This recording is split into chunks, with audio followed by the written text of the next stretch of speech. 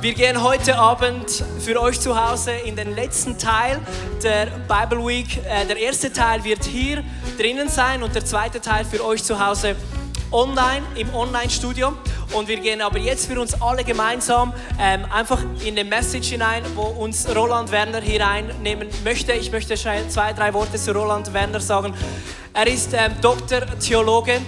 Er hat die Bibel übersetzt, und zwar das Buch hat er übersetzt.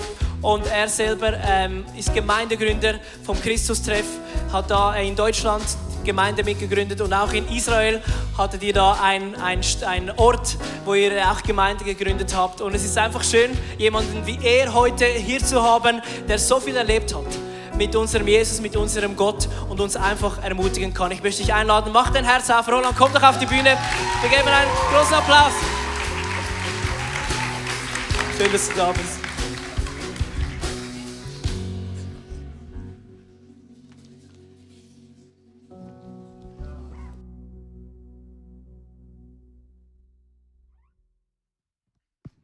Meine Frau ist technischer als ich.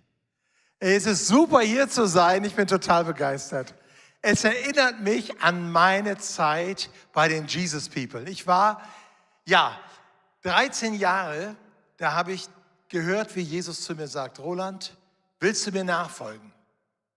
Und das war am 30. August 1970. Gestern war der 30. August. Und ich habe damals gedacht, wenn ich Jesus nachfolge, das wird alles so ein bisschen langweilig. Da wird mein Leben irgendwie, ich muss immer einen grauen Anzug anziehen. Irgendwie, ich weiß gar nicht, wo die Gedanken herkamen. Aber ich bin dann am nächsten Tag zu dem Jugendpastor gegangen und habe gesagt, ich will das tun. Ich wusste gar nicht das richtige Wort dafür. Ich wollte mich bekehren. Da sagte er, okay, komm heute Nachmittag wieder. Wir waren auf so einer Freizeit in Holland. Und ich dachte irgendwie, ich will jetzt wirklich mich bekehren. Aber der wollte nicht, dass ich so eine emotionale Entscheidung treffe, sondern wirklich durchdacht. Und ich bin dann hingegangen und habe am nächsten Nachmittag gesagt, hey, wir müssen reden. Mit ihm niedergekniet und habe gesagt, Jesus, mein Leben gehört von jetzt ab dir.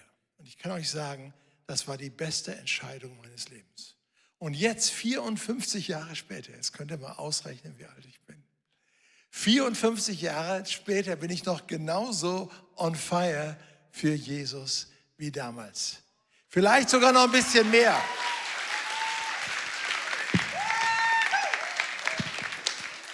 Und ich muss sagen, Jesus hat Unglaubliches in meinem Leben getan. Und ich würde jetzt am allerliebsten nur davon erzählen. Aber ich möchte mich an das Thema halten.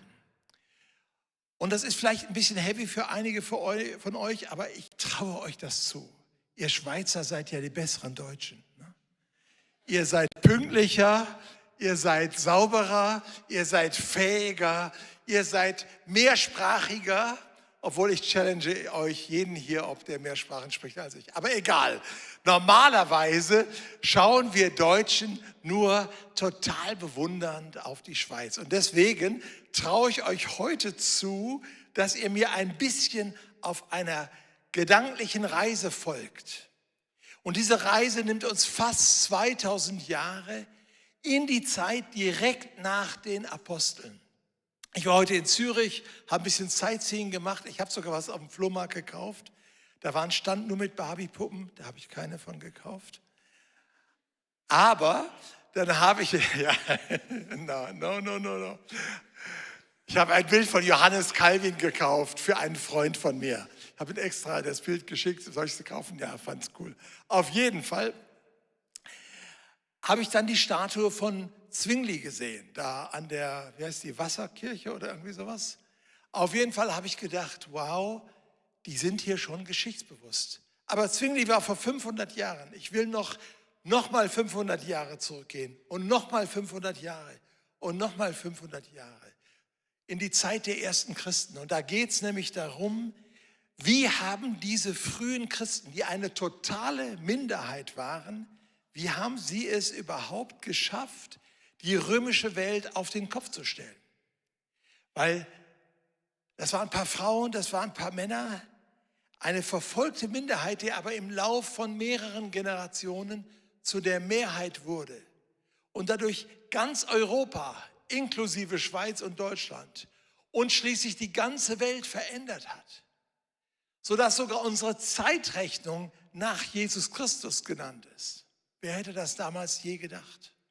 Aber was war das Geheimnis? Und warum ich das so spannend finde, ist, weil vieles, was damals in der römischen und griechischen Welt war, unserer heutigen Zeit ähnelt. Weil die waren genauso multireligiös wie wir heute. Die waren genauso pluralistisch wie heute. Die waren genauso fake-tolerant wie heute. Ja, da war es ganz viel, die waren genauso, ja, free love, everything goes. Das war damals genauso wie heute. Und jetzt kommen diese Jesus-Nachfolger und die stellen die Welt auf den Kopf, nicht durch Gewalt, nicht indem sie mit dem Schwert irgendwo wogegen kämpfen oder riesige Kampagnen machen, sondern indem ihr Leben so überzeugend ist. Und darüber möchte ich mit euch reden. Sie standen nämlich vor einer unglaublichen Herausforderung. Jesus hat zu ihnen gesagt, geht hin und macht zu Jüngern alle Völker. Da sind also ein paar Leute und dann sagt er, alle Völker. Stell dir das mal vor, ist doch eigentlich Wahnsinn. Ja, kann man sich das vorstellen? Die hatten überhaupt keine Vorstellung, was alle Völker sind. Aber heute, 2000 Jahre später, sehen wir das in allen Ländern, an allen Ecken der Erde, sogar da, wo der Glaube verboten war und ist, wie zum Beispiel Nordkorea oder im Iran, wo der Glaube an Jesus verfolgt wird. Oder früher Albanien, das sich gerühmt hat, das erste echt atheistische Land zu sein, wo kein Glaube und kein Jesus mehr Platz hat, wo sie die Christen in so großen Tonnen eingeschweißt haben und die dann ins Meer geschmissen haben, noch in den 60er Jahren. Also auch in diesen Ländern, überall gibt es Christen, überall wächst die Gemeinde Jesu, gegen alle Widerstände. Und das fing damals an, vor 2000 Jahren, bei diesen frühen Christen. Was war ihr Geheimnis?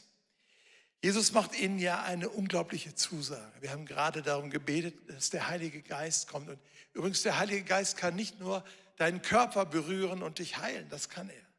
Der Heilige Geist kann nicht nur deine Seele berühren und dich freisetzen und froh machen. Der Heilige Geist kann sogar deinen Verstand berühren, dass du anfängst, noch klarer zu denken und dass du die Bibel, das Wort Gottes besser verstehst und dass alle Bereiche deines Lebens so wie Paulus es einmal sagt, unter den Glaubensgehorsam kommen. Also alles, was du denkst, in Bezug bringst zu Jesus. Und darum geht es heute Abend ein bisschen. Ihr werdet Kraft empfangen, sagt Jesus, wenn der Heilige Geist auf euch kommen wird. Das ist das Geheimnis. Und ihr werdet meine Zeugen sein in Jerusalem, Judäa, Samaria, bis an das Ende der Erde, sogar bis nach Zürich oder nach Marburg, wo ich wohne. So, wie sollten die das jetzt machen? Das ist die Frage. Nur diese kleine Gruppe, 120 Männer und Frauen, die da zusammen waren und gebetet haben. Wir sind heute Abend schon mehr, wir sind doppelt so viel, schätze ich mal. Vielleicht noch ein paar mehr als doppelt so viel. Hier in diesem Raum allein. Und Hunderte, die jetzt online mitgucken. Aber diese relativ kleine Gruppe, wie sollten sie das machen? Wie haben sie das geschafft? Sie waren manche von denen waren Teenager, wie Markus und Johannes, als die Jesus nachgefolgt waren. Das waren keine Greise, so wie ich. Das waren nicht Männer mit so langen Bärten. Irgendwann hatten sie dann Bärte, ja, wenn sie lang genug gewartet haben und der Rasierapparat ausgefallen ist. Sie wurden verfolgt, sie wurden missverstanden, sie wurden verleugnet und doch haben sie die Welt verändert. Wie haben sie das gemacht? Der Schlüssel, Jesus war bei ihnen. Und der zweite Schlüssel ist, der Heilige Geist erfüllte sie. Und zwar nicht nur ihre Emotionen, sondern auch ihren Verstand, sodass sie in der Lage waren, auch für den Glauben einzutreten, auch intellektuell einzutreten, sich zu wehren, Jesus deutlich zu machen, auch in einer feindlichen Umwelt, in einer Umwelt, die das gar nicht verstand, wie man so hirnverbrannt sein kann, an einen gekreuzigten Messias zu glauben. Wer glaubt denn sowas? Aber Jesus war bei ihnen und der Heilige Geist erfüllte sie. Und Jesus hatte sie berufen, hat ihnen die Zusage gegeben, ihr seid das Salz der Erde. und ihr seid das Licht der Welt. Ein ganz kleines Licht kann eine große Reichweite haben. Wenn es stockdunkel ist, aber da ist ein Licht, dann hast du einen Orientierungspunkt. Dann kannst du dorthin gehen, dann weißt du. Ich habe das im Sudan, ich war oft im Sudan, ich war auch oft in Ägypten, manchmal bei so Wüstenwanderungen erlebt, dass es stockdunkel war, aber irgendwo in der Ferne sah man die Lichter von einem Dorf und da wussten wir, in die Richtung müssen wir laufen. Und da finden wir Hilfe, da finden wir was zu essen, da finden wir Leute, da finden wir einen Ort, wo wir übernachten können, wo wir nicht unbedingt von den Skorpionen gestochen werden. Ich habe euch heute Abend 5 Merkmale mitgebracht. 5 Dinge und ich hoffe, ihr könnt euch das merken. Wenn nicht, hört es euch nochmal an. Ich benutze jetzt ein paar Fremdworte, aber für euch ist ja, Schweizer ist ja sozusagen die sprachliche Welt ganz offen. Ja? Das sind jetzt teilweise griechische und teilweise lateinische Fremdworte. Und wenn ihr sie noch nicht kennt, dann könnt ihr heute Abend oder morgen mal bei euren Eltern einfach mal ein paar solche Fremdworte fallen lassen, dass die auch ein bisschen sagen, was hast du denn eigentlich in der Youth Night gelernt? Ja, Koinonia, das habe ich gelernt. Das ist das erste Wort. Was heißt Koinonia? Koinonia heißt Gemeinschaft. Koinonia heißt miteinander essen. Koinonia heißt, deine Schokolade mit anderen zu teilen. Das war eine neue Gemeinschaft, die die Christen geformt haben. Sklaven und freie Menschen, freie Bürger, die sonst nie miteinander was zu tun hatten, außer in einem Abhängigkeitsverhältnis. Männer und Frauen, die auch sehr segregiert waren und nicht so fröhlich, lustig hier zusammensitzen wie bei euch. Juden und Nichtjuden, die auch Abstand voneinander hielten. Arme und Reiche. Sie lebten in Respekt und in Liebe miteinander.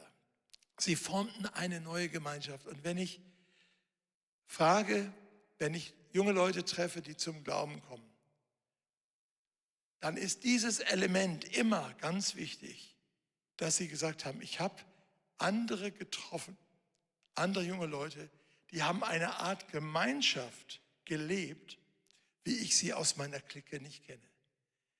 Die haben nicht so dauernd übereinander gelästert, wie das sonst bei uns üblich ist. In Klammern, manchmal lästern ja auch Christen, ja. Aber keiner von uns, der heute hier ist. Die neue Gemeinschaft, die gelebt haben, die war überzeugend, die war anziehend. Alle waren willkommen, es gab keine Unterschiede. Und da haben sie gesagt, da will ich zugehören. Aber natürlich war das eine verfolgte Gemeinschaft, eine verfolgte Minderheit.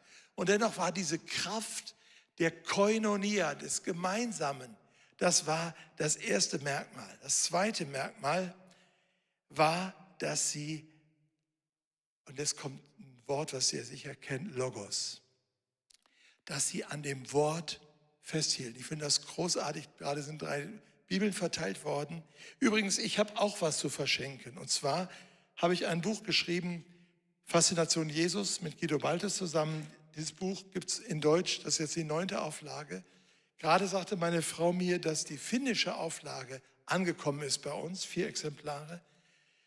Serbisch, Russisch, Mazedonisch. Und ich habe in Serbien vor allen Dingen viele Leute getroffen, die gesagt haben, Roland, ich habe das Buch gelesen, Faszination Jesus.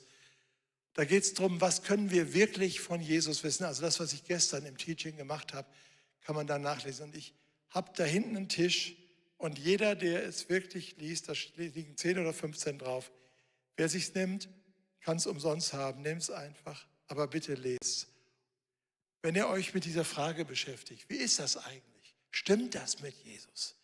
Und ich glaube, dass wir uns fit machen müssen, weil wir kommen immer mehr in eine Zeit hinein, die gegenchristlich ist, wo es einfach nicht mehr selbstverständlich ist, dass wir alle Christen irgendwie sind, sondern wo wir auch zum Beispiel mit unseren muslimischen Freunden ins Gespräch kommen wollen und wissen wollen, warum glaube ich denn jetzt an Jesus?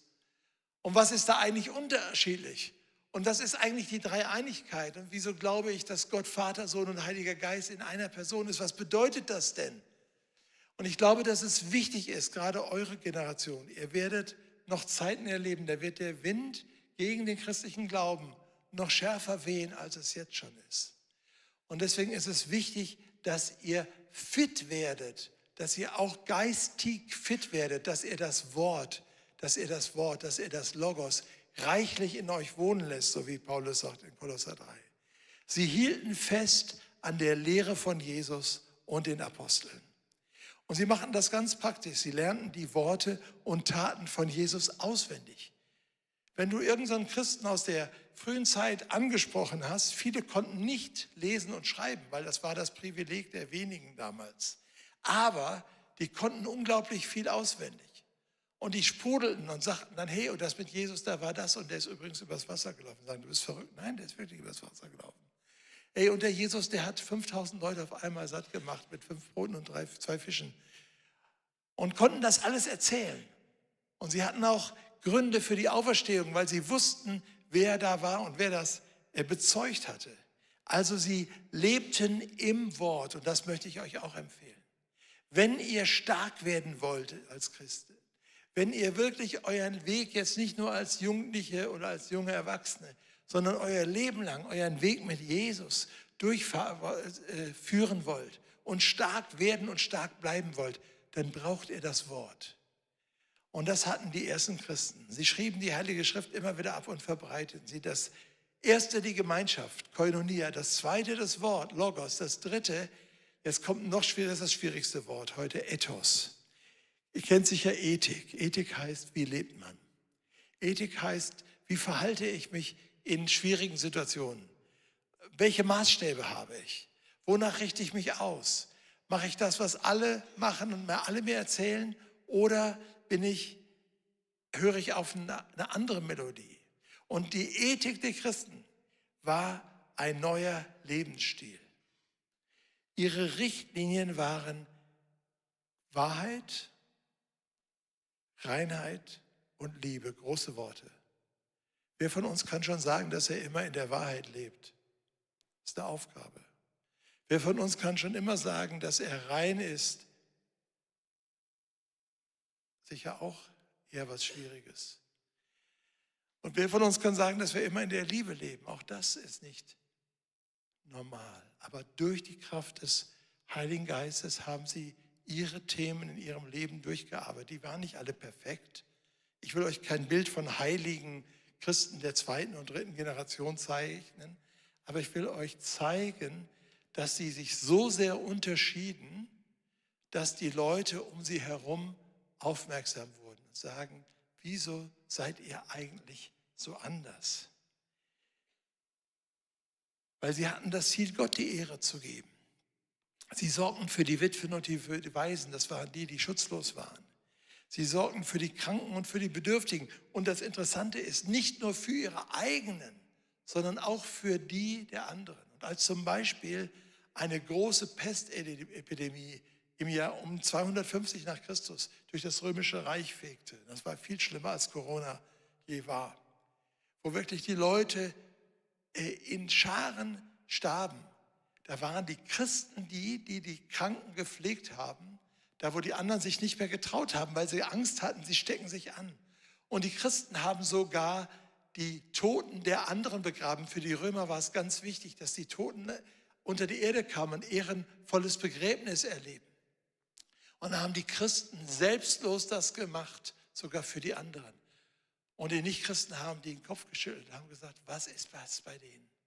Warum sind die so anders? Wieso leben die so anders? Warum haben die eigentlich so völlig andere Werte als wir? Sie setzten keine Kinder aus. Das machten die Römer auch, vor allen Dingen Mädchen. Die waren nicht so beliebt. Das ist ja in manchen Ländern heute noch so. Ja, vielleicht nicht mit Aussetzung, aber auf andere Weise, China hat ein Riesenproblem, weil die viel mehr Männer als Frauen haben. Wo kommt das? Ja, weil sie frauenhassend sind. Oder nicht alle Chinesen, sorry, aber es ist in der Kultur drin. Ja, es ist in der Kultur, in Indien ähnlich. Und die Christen haben Frauen und Männer gleich behandelt und haben die Mädchen genauso geachtet wie die Jungen. Und sie sind durch die Straßen Roms gegangen, wo die ausgesetzten Kinder waren, die irgendeine Behinderung hatten oder die einfach zu viel waren, weil man sie nicht mehr wollte oder ein Mädchen waren und waren da, bevor die Betreiber von den Bordellen da waren. Weil die haben die auch gerne eingesammelt und die dann quasi für ihre Zwecke aufgezogen. Und die Christen haben das gesagt, wir sind da anders und wir sorgen für die Waisen. Und das ist ganz konkret. Sie haben die Kinder nicht ausgesetzt und aufgenommen. Und sie haben sich, und das ist natürlich in unserer heutigen Zeit das heißeste Thema überhaupt, nämlich das Thema Sexualität, ist klar. Und die haben in einer Zeit, die mindestens genauso freizügig war wie unsere und wo vor allen Dingen die sogenannten Pater Familias, also das Familienoberhaupt, alles machen konnte, wenn er wollte in der römischen Gesellschaft, mit allen. Mit den Sklaven und Sklavinnen, egal was, er konnte sich austoben, wie er wollte, da hat ihn keiner zur Rechenschaft gezogen. Nein, vielmehr wurde das noch als ein Zeichen von toller Mannbarkeit gesehen. Haben sie gesagt, nee, machen wir nicht mit. Wir sind anders. Bei uns ein Mann, eine Frau. Oder ehelos, freiwillig, zölibatär, auch ein schwieriges Wort, enthaltsam, für Christus. Große Ziele und ich weiß, wie gerade wenn man jung ist, wie dieses Thema ein riesiges Thema ist. Und wenn du merkst, da ist einfach was bei dir, dann ermutige ich dich, zu jemandem zu gehen, dich anzuvertrauen, seelsorgerlich mit jemandem zu reden. Weil es gibt auch Hilfe auch in diesem Bereich. Wie gesagt, ich will die Christen der 2., 3. und 4. Generation nicht jetzt hier so in einem super Licht euch darstellen, als ob die keine Fehler gemacht hätten. Aber sie wussten, was ihre Maßstäbe waren und die wurden auch nicht verrückt. Nur weil die Zeit anders war. Nein, die Zeit war sowieso so. Und sie haben gesagt, wir folgen diesem neuen Wert, diesem neuen Ethos, diesem neuen Lebensstil. Wie es in der Bibel immer wieder heißt, wo Gott sagt, ich bin heilig und ihr sollt auch heilig sein. Wie gesagt, ich bekenne auch, dass ich nicht immer dem, was ich jetzt sage, gefolgt bin. Aber es gibt ja immer einen Weg zurück.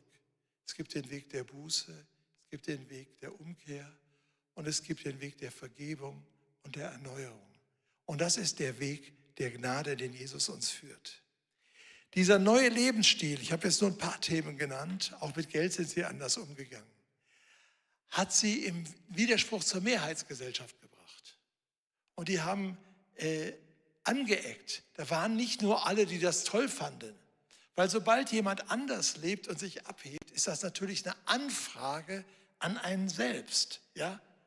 Und manchmal schießt man ja gerade Leute ab, die gut sind oder die irgendwie einen Spiegel vorhalten, weil ich sage, eigentlich müsste ich das auch machen, aber ich will es nicht. Und dann stört mich dieser Mensch, mich stört dieser Lebensstil. Und deswegen haben die Christen unter anderem Stress gekriegt.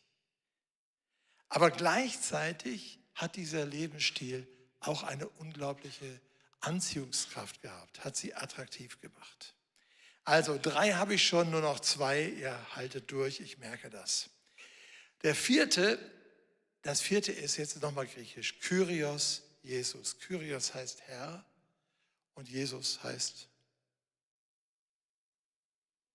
okay, ihr hört noch zu, ich bin begeistert. Kyrios Jesus, Jesus ist Herr. Das war ihr Bekenntnis. Hatten wir gerade auch in einem Song. Fand ich cool. Da ging es um Jesus, Jesus allein. Ihre Anbetung galt Jesus als dem Herrn ihres Lebens und als dem Herrn der Welt. Aber jemand anderes hat diesen Herrschertitel, diesen Kyrios-Titel auch beansprucht. Wisst ihr, wer das war? Das war der Kaiser.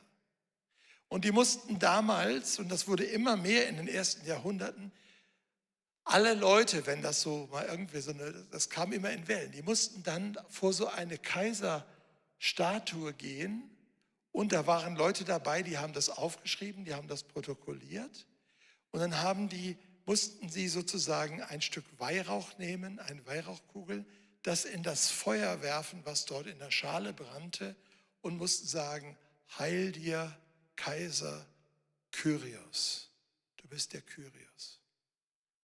Und das war für die Christen natürlich ein No-Go. Ja?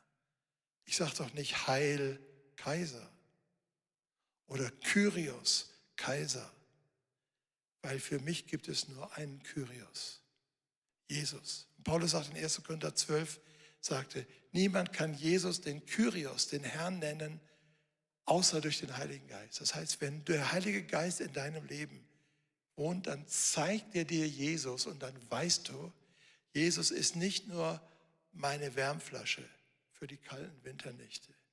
Jesus ist nicht nur mein Kuscheltier, was ich an mich schmiege, sondern Jesus ist der Kyrios, Jesus ist der Herr meines Lebens. Und das war natürlich revolutionär. Und das war der Grund, warum so viele, unglaublich viele Christen in diesen sogenannten Christenverfolgungen ihr Leben ließen, weil sie sich geweigert haben. Ich habe neulich nochmal die Geschichte von Perpetua und Felicitas gelesen. Das sind zwei junge Frauen, also 19, 20, 21. Die eine war eine Freie, die andere war eine Sklavin, aber waren enge Freundinnen.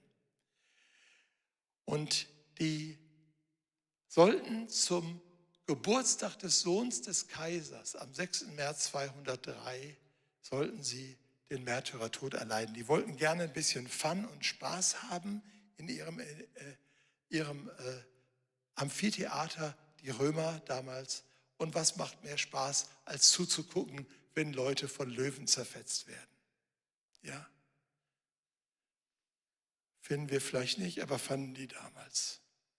Und jetzt hätten diese beiden jungen Frauen, die eine war noch schwanger im Kerker und die andere hatte gerade ein Kind gekriegt, ein halbes Jahr vorher, standen vor der Entscheidung zu sagen, wir bleiben bei unserem Bekenntnis, Jesus ist der Herr, oder wir sagen, okay, es kommt doch nicht so drauf an, um der Kinder willen und damit der Vater von der einen, der hat immer gesagt, jetzt mach's doch, jetzt sei doch nicht so stolz, ja, sag doch einfach, der Kaiser ist der Kyrios. In deinem Herzen kannst du ja vielleicht auch was anderes denken. Aber sie haben sich geweigert und gingen in den Tod. Und sie waren nicht die Einzigen. Aber das ist das, was die römische Welt auf der einen Seite aufgeregt hat. Wie können die so stur sein? Wie können die so starrsinnig sein? Die wenden sich von allen traditionellen Göttern ab. Wir nennen die sogar Atheisten, weil sie nicht an die Götter glauben. Aber wie kommt das, dass die solch einen Mut haben, dass die keine Angst haben vor den Dämonen, vor denen die Römer dauernd ansanden und keine Angst hatten vor den Sternen und den Konstellationen der Sterne und dem Schicksal? Und wieso sind die so irre, dass sie sich weigern, den Kaiser als göttlich zu verehren, was ihnen das Leben retten würde? So war die Reaktion der Umwelt Spott und Unverständnis und Ablehnung.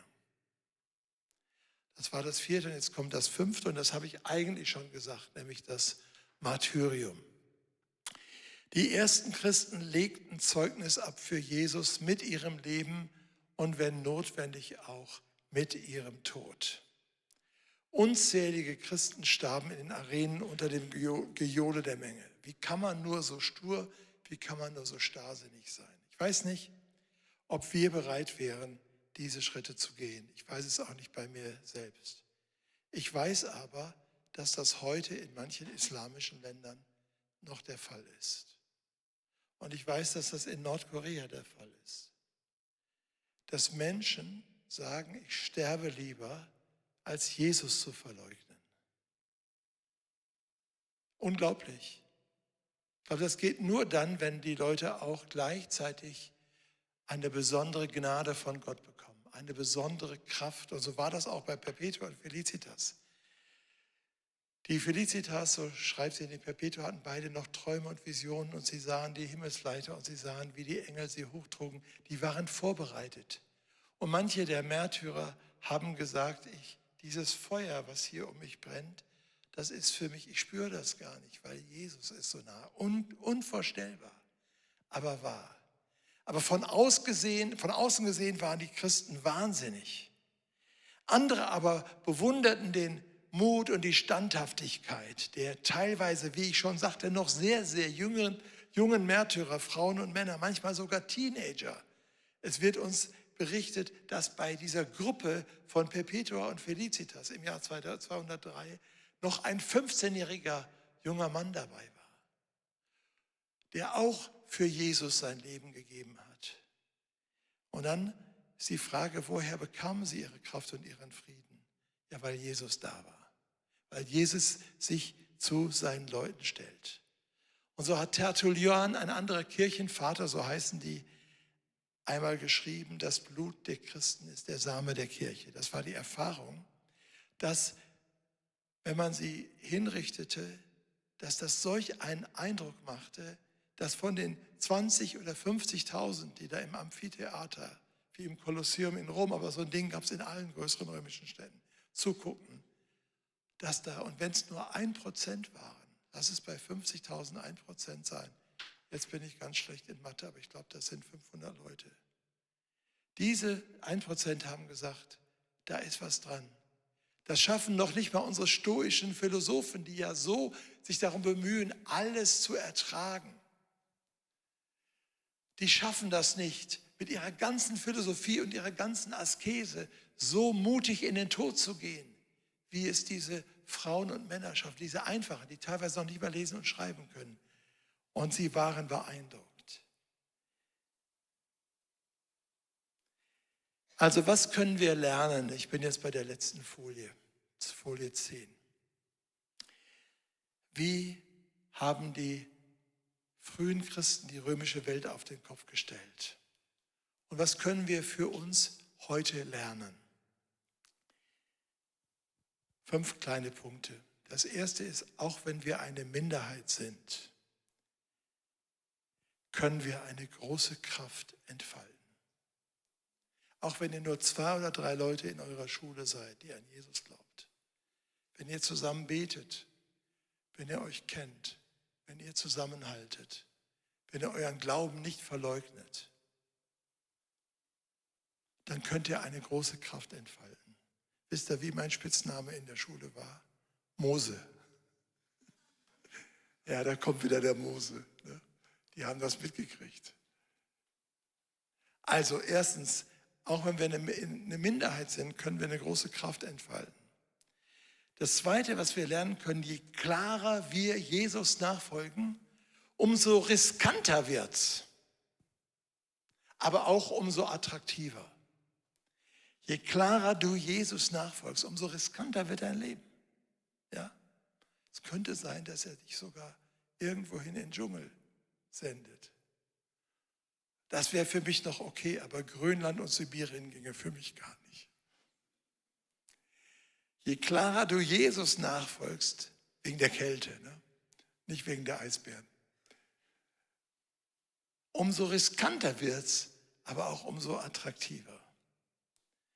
Drittens, was können wir lernen? Wir können lernen, wir sind in der Welt und nicht von der Welt. Wir müssen nicht jetzt total altmodisch rumlaufen. Wir müssen uns nicht mit einer komischen, antiquierten Sprache Kanaans. Oh Bruder, wie geht es dir heute? Ja, Schwester, wunderbar. Ja, das muss alles überhaupt nicht sein. Ja, du kannst ganz normal sein. Du kannst auch in die Kultur hinein. Wir sind in der Welt, aber nicht von der Welt. Das bedeutet, dass in unserem Herzen und in unserem Denken und in unserem Handeln etwas anders ist. Und diese Unterscheidung zu machen, die ist, glaube ich, ganz wichtig. Und die muss jede Generation und jede Kultur immer wieder neu für sich auch finden. Wie passt das bei uns? Und was wir lernen müssen, und das haben wir bei den frühen Christen auch, dass Wahrheit und Liebe eine Einheit bilden. Es gibt ja 2 Arten von Christen. Es gibt die, die ganz auf die Wahrheit pochen. Das ist aber so wahr und richtig. Und es gibt die anderen, die total nur einen auf Liebe, Love, easy und alles ist okay. Ja? Beide fallen vom Pferd runter. Die einen auf der einen, die anderen auf der anderen Seite. Wahrheit und Liebe zusammen. Das ist der Schlüssel. Das können wir von den Christen lernen und das Wort und Tat, das, was wir tun und was wir sagen und was wir leben, dass das übereinstimmt. Und was können wir noch lernen? Egal wie dunkel es aussieht in deinem Leben, in der Welt, egal wo, am Ende gilt es, Jesus ist der Sieger. Ich habe ein Kreuz, ich habe es heute mal, ich trage es meistens so ein bisschen versteckt, nicht weil ich mich schäme, aber ich will nicht, dass die Leute denken, ich bin so super fromm. Aber wenn der Herr zu mir sagt, hol's raus, mache ich's. Und das habe ich heute, ich war auf dem Flohmarkt, wie gesagt, ja, in Zürich, ich habe einen coolen Flohmarkt, habe ich gedacht, an einem bestimmten Punkt habe ich gedacht, ich nehme mal das Kreuz raus. Hey, und sofort hatte ich ein Gespräch. Was ist das für ein Kreuz? Sag ich, ja, habe ich selbst entworfen. Steht drauf, Jesus ist der Sieger, Jesus Christus Nika. Oh ja, und dann kamen wir ins Gespräch. Super. Und deswegen habe ich auch das auf meinem Kreuz. Jesus ist der Sieger, egal was passiert. Und egal wie stark auch die Kräfte, die gegen uns gehen, scheinen mögen, am Ende ist Jesus der Sieger. Und er ist nicht der Sieger gegen Menschen, sondern ist der Sieger für Menschen. Weil die Liebe Jesu, die gilt allen Menschen in gleicher Weise. Und deswegen, who is the champion? Jesus. Who is the champion? Who is the champion? Folgen wir dem Champion nach, wie die frühen Christen, und wir werden die Welt verändern. Danke, dass ihr so aufmerksam seid. Gott segne euch.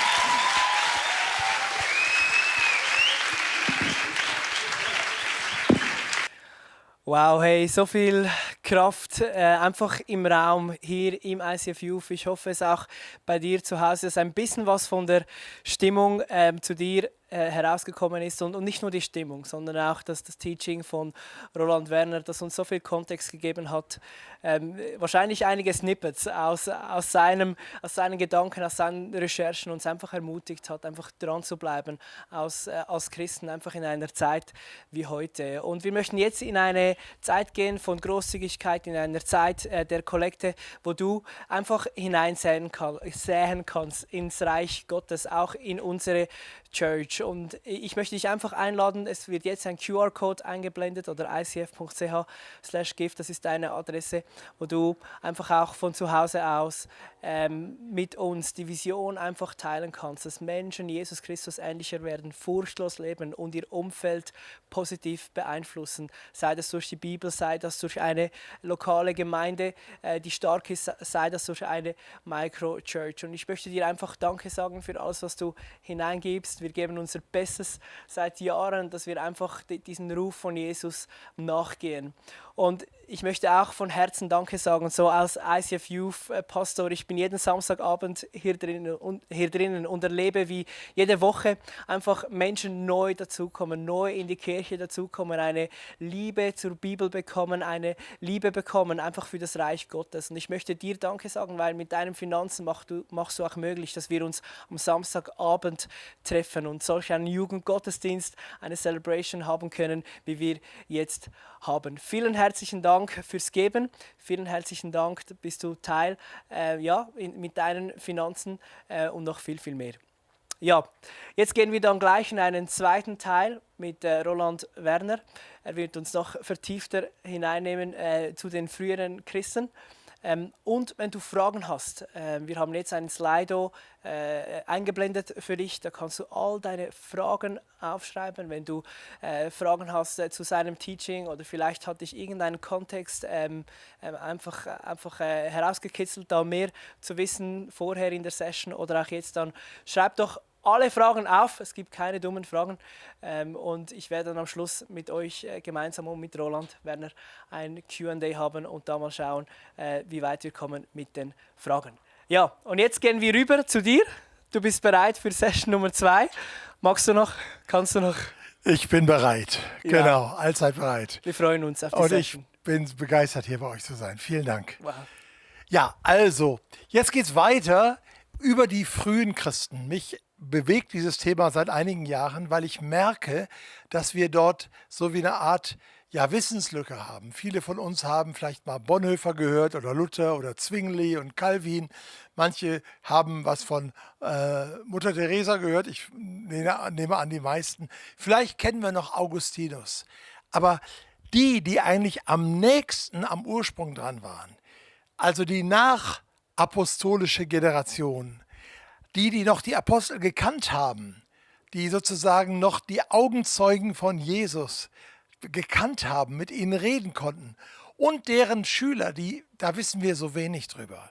Und ich glaube, das ist eine Lücke, die es zu schließen gilt. Ich habe ja dieses Buch Faszination Jesus vor 30 Jahren geschrieben. Ich arbeite jetzt gerade an einem neuen Buch, das Nachfolgebuch, Sequel, Faszination frühe Kirche. Es soll im Frühjahr hier in der Schweiz natürlich erscheinen beim Fontes Verlag. Ich hoffe, dass ich es schaffe. Es ist eine große Herausforderung. Aber etwas von dem, was ich gelernt habe, möchte ich jetzt auch in diesem zweiten Vortrag euch nahebringen. Und zwar geht es jetzt um das Erbe der einen heiligen katholischen und apostolischen Kirchen. Wow, ist der jetzt katholisch geworden oder was ist jetzt eigentlich los? Genau das bekennen wir ja im apostolischen Glaubensbekenntnis, im sogenannten dritten Artikel. Der erste Artikel, Gott der Vater, ich glaube an Gott den allmächtigen Schöpfer des Himmels und der Erden. Der zweite, ich glaube an Jesus Christus. Und im dritten Artikel unter dem Heiligen Geist wird gesagt, ich glaube an die eine heilige, universale, das heißt nämlich katholisch, Katholikos, das ist nicht gemeint römisch-katholisch, das ist ein Teil, sondern eine universale Kirche, zu der auch das ICF gehört, zu der auch die Baptisten im Nachbarort gehören, zu denen auch die evangelischen Landeskirche gehören, die Orthodoxen und die Orientalen, natürlich die wirklich zu Jesus gehören, weil das ist unsere Universalität. Die Universalität ist nicht in einer Organisation, und so haben es die frühen Christen auch nicht gemeint, sondern es ist in einer gemeinsamen Verbindung mit Jesus, der das Haupt ist. Das heißt, jedes Glied, egal in welcher Kirche er sich befindet, wer verbunden ist mit Jesus durch den Glauben, der ist Teil dieser universalen, dieser Katholikos, dieser allgemeinen Kirche und die Kirche, die apostolisch ist. Und das ist etwas, wo ich wirklich in den letzten Jahren erst drauf komme in meiner Recherche, wie stark die frühen Christen nicht nur die Worte Jesu, sondern auch die Worte der Apostel für autoritativ genommen haben. Das waren nicht irgendwelche Meinungen, so wie heute der eine Theologe meint das, der andere meint das. Da kann man mal ein bisschen drüber diskutieren. Nein, sie wussten, diese Männer, die erste Generation, und da waren ja nicht nur die 12 drin, sondern die ganze apostolische Generation, die ganze Gruppe der Augenzeugen, die haben gemeinsam von Jesus das übernommen und das, was sie uns jetzt sagen, in die dritte und die vierte und die fünfte und jetzt sind wir vielleicht bei der, ich weiß es nicht, bei der 120. oder was auch immer Generation, vielleicht sogar 150. Generation nach Jesus. Das war für sie verbindlich. Und dem bin ich auf der Spur, weil ich glaube, dass diese frühen Christen für uns die richtigen Deuter sind. Das, was sie verstanden haben, das, was sie dann in ihre römische oder ihre griechische Kultur umgesetzt haben, auch in den Sprachformen und in den Denkformen ihrer Zeit. Das haben sie aber ganz, ganz stark abgeglichen mit dem, was sie von den Aposteln gelernt haben. Und wenn ich jetzt mehr Zeit hätte, dann würde ich euch die Quellen nennen. Didache, Ignatiusbriefe, Polycarp von Smyrna, 1. Clemensbrief. Über alle die habe ich in dem YouTube-Kanal Glauben, Denken, YouTube und auch Podcast schon Vorträge gehalten. Da könnt ihr nachhören und nachschauen. Deswegen lasse ich das jetzt mal weg und ich will euch sozusagen das Mark geben, das, worauf es ankommt. Also das sind folgende 7 Punkte. Gerade habe ich vor den jungen Leuten über 5 Punkte geredet. Jetzt bringe ich euch manche, die sich überschneiden, aber etwas ausführlicher. Das sind die Merkpunkte, das sind die zentralen Punkte, die wir von den frühen Christen lernen können. Das erste ist das, was ich gerade als letztes genannt habe, nämlich, dass die Christen vereint waren in einem zentralen Bekenntnis, Kyrios Jesus, Jesus ist der Herr. Und ich sagte es gerade auch schon, 1. Korinther 12, Vers 2, niemand kann Jesus Kyrios nennen, es sei denn durch den Heiligen Geist. Und wenn man das sagen kann und nicht nur ein Wort sagt oder 2 Wörter, sondern wenn das wirklich der Lebensinhalt ist, dann gehört man zum Kyrios Jesus, egal wie viel man vielleicht sonst verstanden hat. Und mit diesem Bekenntnis auf den Lippen sind die ersten Christen gestorben. Die eines natürlichen Todes starben und die ihr Leben in den Amphitheatern und in den Arenen hingegeben haben, dem Vorbild Jesus folgend, dem Vorbild von Paulus und Petrus und Jakobus und so vielen der ersten und zweiten Generation folgend ihr Leben ausgeschüttet haben als ein Opfer für Gott. Warum haben sie es gemacht? Weil sie wussten, Jesus ist der Herr. Das heißt, der die Weltgeschichte in den Händen hat, das ist ihr Herr, das ist der auf ihrer Seite steht. Und das war, wie ich schon gerade sagte, genau der Punkt, bei dem natürlich sie am meisten angegriffen werden konnten, weil das nicht nur als eine religiöse Aussage verstanden wurde, sondern automatisch als eine politische Aussage erscheinen musste, weil dieser Kyrios-Titel eigentlich nur dem Kaiser zustand. Dominus Kaiser, auch wenn man es auf Lateinisch macht. Kyrios Kaiser, wenn man es auf Griechisch sagt. Und sie weigerten sich, diesen Kyrios-Titel einem anderen zu geben. Jesus war für sie einzigartig, war absolut herausgehoben. Es gab also keine Alternative zu Jesus. Das ist das Erste, was wir lernen können. Das Zweite hängt damit zusammen, dass sie nämlich manchmal nur mit diesem Bekenntnis Christianus sum, oder wenn es sich um eine Frau handelt, Christiana sum, also ich bin ein Christ, ich bin eine Christin, dass sie einfach damit vor den Statthaltern standen. Also die haben gar nicht groß diskutiert, sondern die haben gesagt, willst du verleugnen, willst du den Kaiser verehren, religiöse Ehre geben, was ist dein Glaube? Und die sagten einfach stumm und stur immer wieder Christianus sum. Ja, und das hat natürlich die Römer zur Weißglut gebracht. Ja, wie kann man so starrsinnig sein? Wie kann man so auf etwas bestehen? Aber ich finde das auch ganz wichtig für uns, weil wir auch in der Christenheit oft sehr, sehr viele Unterschiede machen zwischen den verschiedenen Denominationen und den verschiedenen Konfessionen und den verschiedenen Formen von Kirche. Aber letztlich, wenn es darauf ankommt, ist das doch das Entscheidende. Und ich habe das gemerkt, manchmal in islamischen Ländern, dass die Grenzen, die wir haben, die wir hier so, wo es uns gut geht, so hochziehen, dass die da in einer Verfolgungssituation unwichtig sind. Ich war einmal in einem Gefängnis in einem islamischen Land, in einem Wüstengefängnis. Das war mitten in der Wüste, da waren so 4 Meter hohe Mauern. Es gab 2 Baracken da drin aus Lehm, die eine für die Männer, die andere für die Frauen. Und die deutsche Krankenschwester, die dort arbeitete, ist so alle 14 Tage dahin und hat so einen kleinen Gottesdienst gemacht. Und sagte, Roland, kommst du mit? Musste eine kleine Predigt halten. Mein Arabisch war damals noch schlechter, als es heute ist, aber okay. Ich konnte auch nicht Nein sagen. Wir gehen da also hin, wir sitzen dort, wir reingelassen. Einen Stuhl gab es eine Metallbank, einige saßen am Boden, wir waren so 6, 7, 8 Leute aus verschiedenen Stämmen dieses islamisch geprägten Landes. Aber das waren Christen. Und meine Predigt, ich glaube, die haben nichts verstanden. Ich selbst jedenfalls habe es nicht verstanden, was ich da gesagt habe. Wir haben auch kein Lied irgendwie gehabt. Aber auf einmal, als dann die Schwester sagte, jetzt beten wir miteinander, dann zückte der eine, der hatte ein Johannesevangelium und der las auf Englisch. Der las das dann auf Englisch vor. Johannes 1, am Anfang, das war das Wort war bei Gott und Gott war das Wort. Das war sein Gebet. Und jemand anders betete in seiner Stammessprache. Und jemand betete auf Arabisch.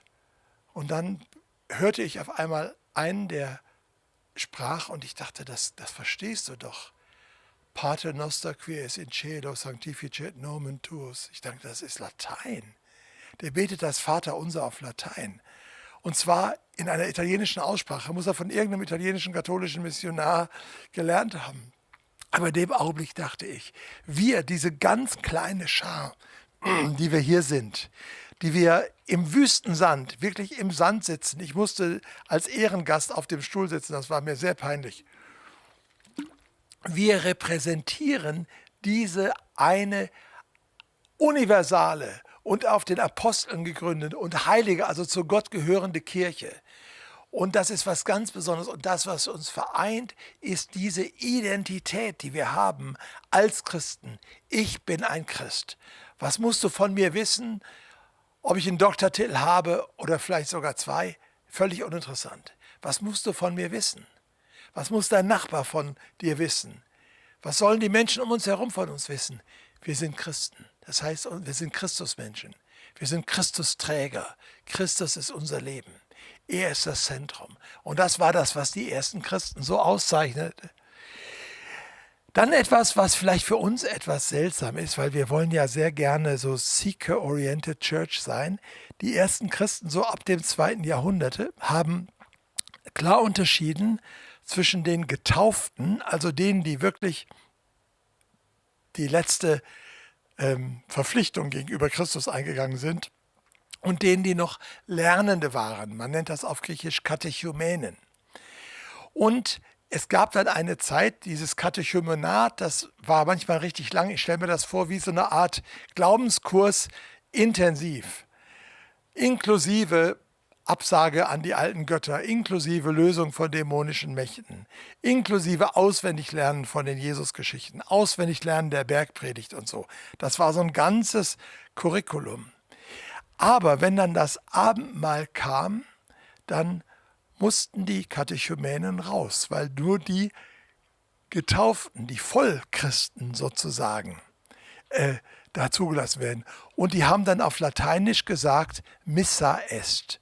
Und Missa est, das ist so eine vornehme Ausdrucksweise, heißt in freier Übersetzung, ihr seid entlassen. Stellt euch mal vor, ihr würdet im Gottesdienst an einer bestimmten Stelle sagen, so, und alle, die jetzt noch nicht getauft sind, raus, wir feiern jetzt das Abendmahl ohne euch. Ja, ich weiß nicht, wie das so käme in unserer Zeit. Aber so waren die drauf. Warum? Nicht, weil sie fies sein wollten, sondern weil ihnen das so was Heiliges war. Diese Feier, wo sie sich an Jesus erinnerten, in Brot und in Wein. Und weil sie ganz klar machen wollten, es braucht ein ganzes Jahr zu Jesus. Und jetzt kam es aber vor, und da kommen wir nochmal zum Thema Martyrium, dass manche Katechumenen, bevor sie überhaupt getauft wurden, gefangen genommen wurden und das Martyrium erlitten. Ja, kamen die jetzt nicht in den Himmel? Nein, die frühen Christen haben gesagt, dann war ihr Martyrium ihre Bluttaufe. Das also, ihr eigenes Blut hat sie getauft, indem sie das für Jesus gesagt haben. Unglaublich.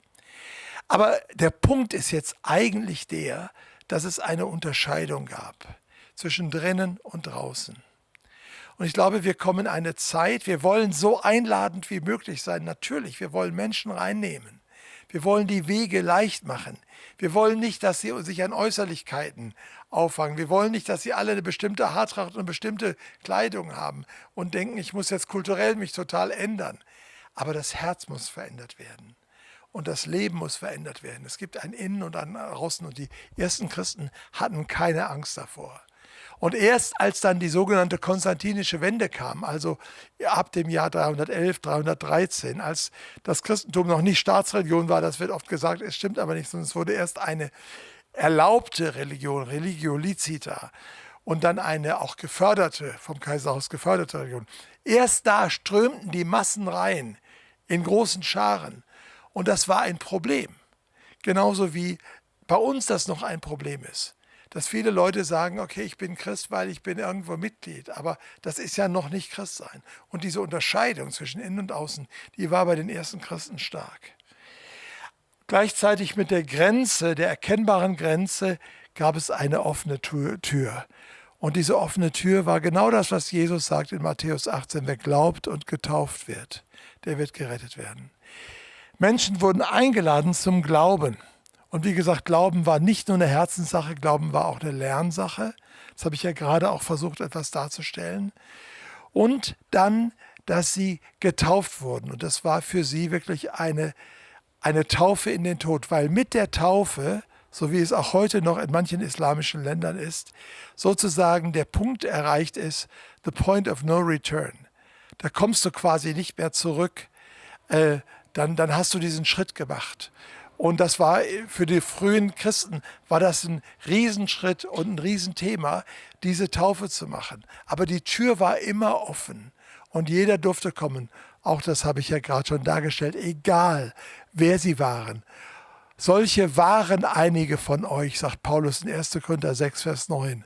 Und dann nennt er alles Mögliche, was die Leute waren. Sachen, die nicht ins Reich Gottes passen, wie er sehr deutlich sagt. Aber er sagt, aber ihr seid abgewaschen, aber ihr seid gerecht gesprochen, aber ihr seid geheiligt durch den Namen des Herrn Jesus und durch den Geist unseres Gottes. 1. Korinther 6, Vers 11. Das dreifache Aber, auf Griechisch Allah, Allah, Allah, aber. Das ist sozusagen, als ob er ganz liturgisch und ganz fest sagt, es gab ein Früher und es gibt ein Jetzt. Und egal, was früher war, wenn du zu Jesus kommst, wenn du glaubst und wenn du getauft wirst, dann gehörst du dazu, du bist abgewaschen, du bist geheiligt, du bist gerecht gesprochen. Und das war diese offene Tür. Und wenn man durch diese Tür kam, fand man eine neue Familie. Und einer der frühen Kirchenväter hat das einmal genannt mit einem lateinischen Wort Tertium gens, das heißt die dritte Nation. Also zwischen Juden und Nichtjuden gibt es auf einmal was Neues. Und das ist dieses Tertium gens, diese dritte neue Einheit. Wo kommen die eigentlich her? Und manche der frühen Apologeten, also die versucht haben, den Glauben zu verteidigen, sagen, hey, eigentlich sind wir gar nicht so neu, sondern wir sind ja schon von Abraham her. Ja, weil manchmal wurde gesagt, ja, ihr seid sowas, eine neue Erfindung, eine neue Religion. Jesus ist da vor 100 Jahren aufgetreten. Das kann man ja nicht glauben. Sagt sie, nein. Es ist eine Heilsgeschichte, die geht noch weiter zurück, bis vor die Gründung von Rom, 7333. Es geht noch vor Homer zurück, etwa 800, 900 vor Christus. Es geht bis auf Mose zurück, es geht bis auf Abraham zurück, ja, bis auf Noah und bis auf Adam. Also das ist diese Familie Gottes. Und wer dann da reinkam, der erlebte das wirklich. Diese Sorge füreinander und diese Gleichheit. Und etwas, was ganz selten gesagt wird, aber auch eine Realität war, nicht immer, war, dass die Christen oft die Sklaven freigekauft haben. Dass sie geholfen haben, dass ihre eigenen Sklaven freigekauft werden. Natürlich muss der Herr auch mitmachen, aber es war auch im römischen System so, dass wenn einer 20 Jahre so Sklave war oder 30 Jahre, dass er, wenn er Geld gespart hatte, der kriegte nämlich einen gewissen Lohn, dass er sich freikaufen konnte. Deswegen gab es eine ganze Klasse der Freigelassenen. Und das ist schon angelegt. Wir sehen das im Philemonbrief. Wenn man den genau studiert, sieht man, dass Paulus dem Philemon, der zu ihm zum Glauben gekommen ist, ganz höflich und durch die Blume, aber sehr verständlich sagt, dass er den Onesimus, seinen entlaufenen Sklaven, freilassen sollte. Warum? Weil er jetzt ein Bruder in Christus ist. Und übrigens sollte er ihn wieder zu Paulus zurückschicken ins Gefängnis, weil Paulus nämlich ihn brauchen konnte als ein Assistent.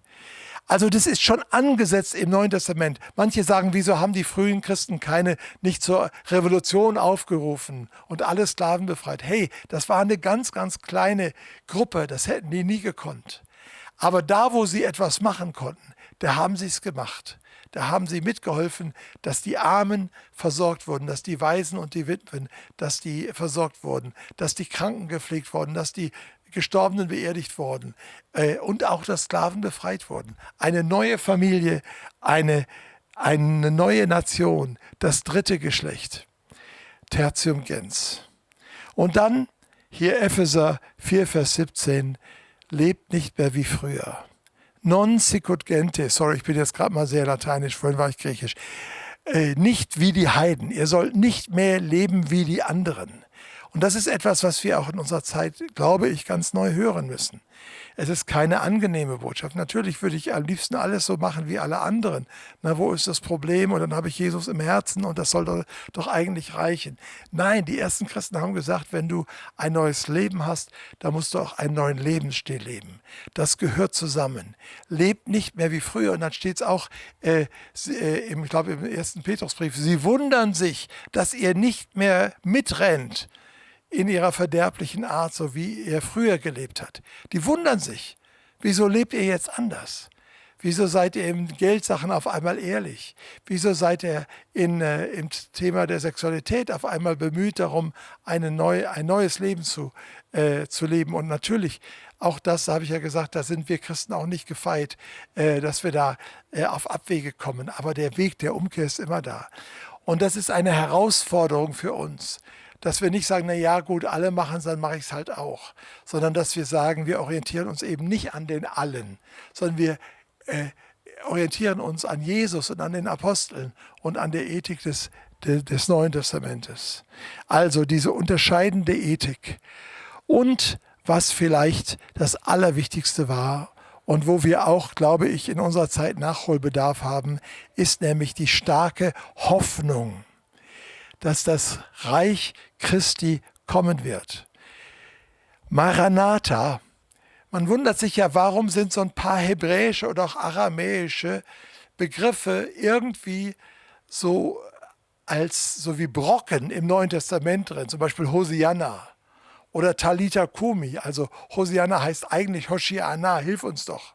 Aber es ist so ein Ehrenruf, ja, so ein Jubelruf. Oder Talitha Kumi, Mädchen, steh auf. Oder Amen, es steht fest, es soll feststehen. Und dann aber auch Maranatha oder auch Anathema. Ja, man wundert sich. Die Antwort darauf ist, das waren Worte, die ganz wichtig waren und die sie immer wieder gesagt haben. Also, dass wir mal, Entschuldigung, dass wir mal Halleluja rufen, ist ja schon mal ein Ansatz, ja. Manche Gemeinden machen das ja auch, die Heilsarmee, ja. Also kein vernünftiger Heilsarmee-Gottesdienst, wo man nicht mindestens 100 Mal Halleluja ruft. Da finde ich großartig. Halleluja heißt Preis den Herrn. Aber wie oft rufen wir eigentlich Maranatha? Herr, komm, unser Herr, komm. Man kann es ja auf zwei Weisen verstehen. Maranatha, der Herr kommt, oder Maranatha, o Herr, komm. Aramäisch, beides ist möglich. Und das war ihre starke Hoffnung, dass Jesus wiederkommen wird.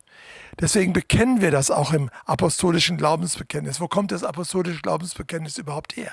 Das kommt aus der Taufzeremonie.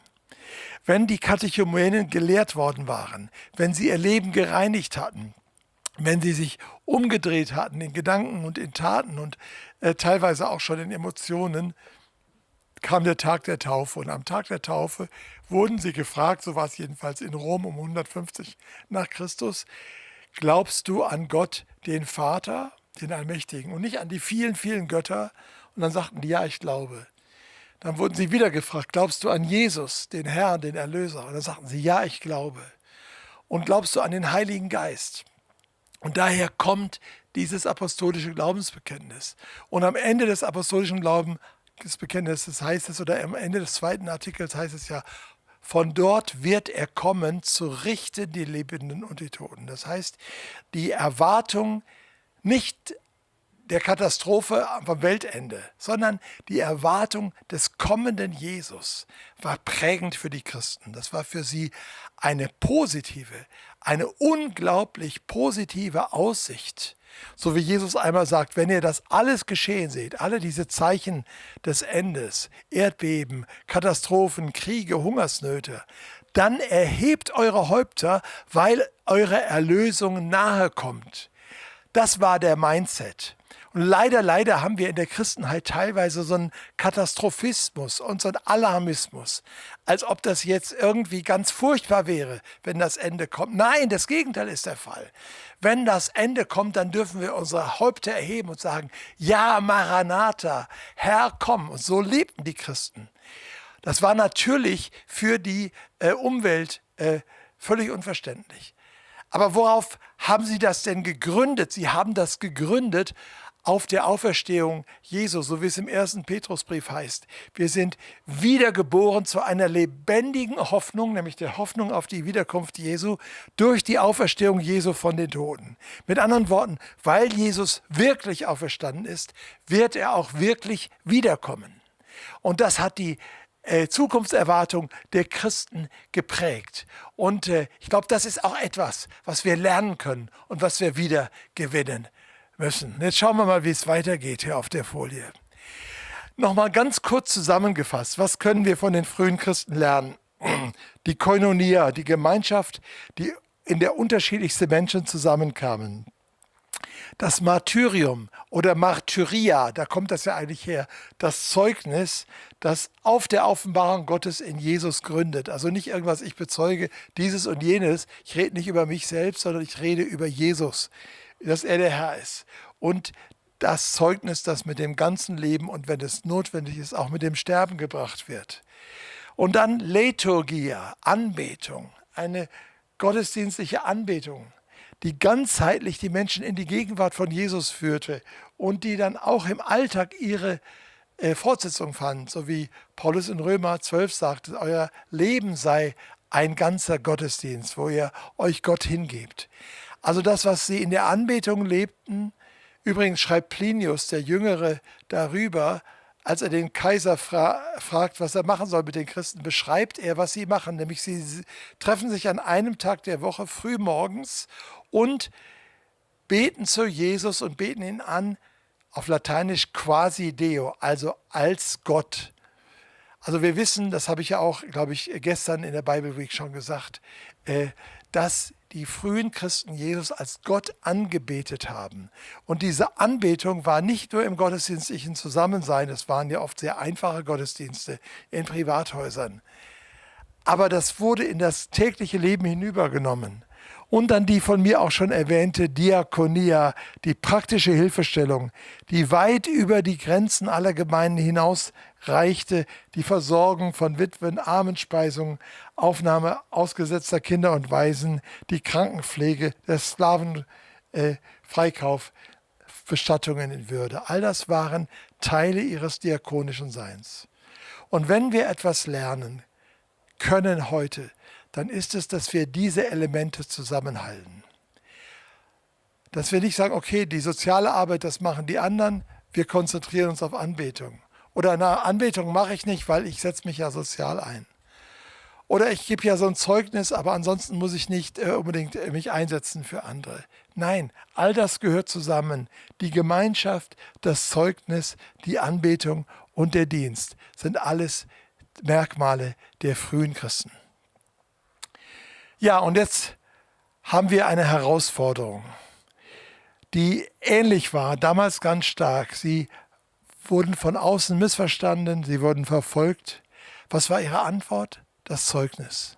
Auch die Apologie habe ich jetzt keine Zeit für. Sie haben Wege versucht zu finden, mit denen sie apologetisch Antwort gaben und im Zweifelsfall das Martyrium. Sie hatten von innen Herausforderungen durch die Häresien, durch die Abweichung, durch die Neuinterpretation, die Uninterpretation des Glaubens haben wir übrigens auch heute bis in die evangelikale Welt hinein. Damals ganz stark diese gnostische Bewegung, die das alles versuchten zu spiritualisieren, zu psychologisieren, zu entgeschichtlichen, enthistorisieren. Und dagegen haben sie gekämpft, weil sie sagten, wir müssen kämpfen für den heiligen, hochheiligen Glauben, der uns ein für alle Mal anvertraut ist. Das ist unser Thema. Wir müssen dabei bleiben. Und sie haben auf die Heilige Schrift verwiesen. Sie haben gesagt, was es wirklich entspricht der Apostolizität, den Aposteln, Entschuldigung. Also was ist gegründet auf sie? Und das ist mir deswegen so wichtig, warum ich mich mit diesem Thema jetzt gerade sehr beschäftige. Und sie haben zum Beispiel gefragt, was wird überall geglaubt? Vinzenz von Lerins hat einmal gesagt, was ist denn der wirkliche Glaube? Es ist das, was zu allen Zeiten von allen und überall geglaubt worden ist. Also wenn irgendwo in Ägypten oder irgendwo in Germanien oder irgendwo eine neue Lehre aufkommt, dann kann man sie unter anderem daran beurteilen, entspricht sie der Heiligen Schrift, entspricht sie der Lehre der Apostel und entspricht sie dem, was gemeinsam die Christen bis heute geglaubt haben. Das ist ein unglaublich super Ratschlag von Vincent von Lerins im 4. und 5. Jahrhundert. Und sie haben dieses neue Gottesvolk gelebt. Sie haben Neues gebracht und sie haben natürlich auch die Kontinuität gehalten. Ja, ich hoffe, ich habe euch da einiges nahegebracht. Wie gesagt, diese Folienabfolge, wir haben von ursprünglich 20 jetzt sehr zusammengedampft. Schauen wir mal, ob noch eine letzte da ist. Nee, ist sie nicht. Das heißt, wir sind am Ende. Wir sind nicht am Ende, wir sind am Ziel. Und jetzt haben wir die Möglichkeit, miteinander ins Gespräch zu kommen. Danke für die Aufmerksamkeit. Und ich möchte euch alle wirklich ermutigen, ein bisschen mehr Geschichte zu lernen, weil wir können aus den Fehlern der Geschichte lernen und auch aus den Lehren. Und dann sind wir weniger da mit belastet, dass wir sie vielleicht die Fehler wiederholen. Vielen Dank, Gott segne euch. Wow, wow, wow. Herzlichen Dank, Ja, danke, dass Roland. ihr das hier möglich macht. Ja, danke dir für die 2 Sessions. Also wirklich viel Inhalt jetzt für uns, für mich, wahrscheinlich auch für euch zu Hause. Viel Lehrreiches, was wir nehmen können für unser Alltag, auch so im Kontext, was du uns gegeben hast. Und ja, ich möchte jetzt einfach eine Zeit brauchen von Fragen und Antworten gemeinsam mit dir. Und wir haben es vorhin schon gesagt, wir haben einen Link icf.ch/ask. Das ist der URL, wo ihr eingeben könnt, oder auch den Slido-Link, aus der QR-Code, den ihr scannen könnt. Ich möchte jetzt die Zeit ein bisschen brauchen. Ich glaube, vieles merke ich jetzt, mein Kopf ist so voll, aber ich merke so ins Wesentliche hinunterzuschärfen. Für mich jetzt habe ich jetzt einige Fragen so herausgenommen und denke, ja, kann auch uns hilfreich sein zu Hause. Und die erste Frage an dich: Wieso waren die ersten Christen dort mal so mutig? Ja, ich glaube, es war einfach, weil sie noch die Frische hatten. Also zum Beispiel wir fangen mal bei der apostolischen Generation an. Ein Petrus, der hatte den Herrn gesehen als Auferstandenen. Und er hat Wunder gesehen und Zeichen und Wunder gesehen. Der hat ja mit eigenen Augen das alles miterlebt. Ich sagte gestern schon, das Markus-Evangelium basiert auf dem Bericht von Petrus und allein die Wunder. Aber wir merken in der Stunde der Versuchung, bei der Gefangennahme, da ist auch Petrus weggelaufen. Ja, da hat er auch versagt, obwohl er Jesus das vorher so zugesprochen hat. Wenn alle dich verlassen, ich nicht. Aber nach der Auferstehung, da war, glaube ich, eine große Wende. Und die ersten Christen haben das noch sozusagen miterlebt, haben das gehört. Die nächste Generation wussten, die uns das gesagt haben, die haben das wirklich erlebt. Also es war da eine Begeisterung, die einfach wusste, hier ist etwas Einzigartiges passiert und die Sache stimmt. Und das Zweite ist, glaube ich, auch die Erfahrung des Heiligen Geistes. Sie waren ja nicht immer mutig. Es gab ja auch welche, die dann zum Beispiel den Glauben verleugnet haben oder die Bücher gegeben haben. Also die kamen teilweise und haben gesagt, ihr müsst jetzt eure christlichen Bücher geben, Bibel und Abschriften. Und das war ja sehr wertvoll, weil das musste ja alles mit Hand abgeschrieben werden. Und das waren dann die sogenannten Traditores. Da kommt das englische Wort Traitor her. Ja, die Übergeber, Transdare. Was haben die denn übergeben? Die haben die Bücher übergeben. Also nicht alle waren immer stark, aber es waren genug von ihnen stark und mutig, dass das sozusagen das Prägende war. Und wenn dann so eine Verfolgungswelle wieder abebbte, weil die waren ja auch nicht durchgängig, die Verfolgungen, sondern die kamen immer wieder, dann war zum Beispiel die Frage, wie gehen wir jetzt mit diesen Traitors, mit diesen Verrätern um? Ne? Dürfen die einfach wieder rein? Müssen die jetzt erstmal ein bisschen büßen? Müssen die sich entschuldigen, weil der eine ist gestorben, weil er nicht weggerannt ist, aber der ist weggerannt und jetzt sitzt er hier, als wäre nichts passiert. Also das hat auch Fragen in den Gemeinden damals gebracht. Wie gehen wir damit um? Also wir müssen jetzt nicht ein Bild haben, sie waren immer alle mutig, aber es waren genug von ihnen mutig aufgrund dieser Faktoren, dass es einen unglaublichen Eindruck gemacht hat. Genau, du sagst Frische, Mut und Heiliger Geist. Das haben die da erlebt, aber heute, 2000 Jahre später, gibt es ja auch noch Gemeinden und du warst bei Gemeindengründungen mit dabei. Kannst du uns ein bisschen mitnehmen, wie ist denn das heute? Also, weil diese Frische ist ja nicht irgendwie verloren gegangen. Wir sind 2000 Jahre später und erleben immer wieder so wellenartig oder wenn wir was gründen, dass da Gott was macht und das ist ganz speziell, oder? Ja, aber das erleben wir, aber wir erleben eben auch Widerstand. Und bei uns in Marburg, also wir hatten schon mehrere Demonstrationen gegen uns. Ja?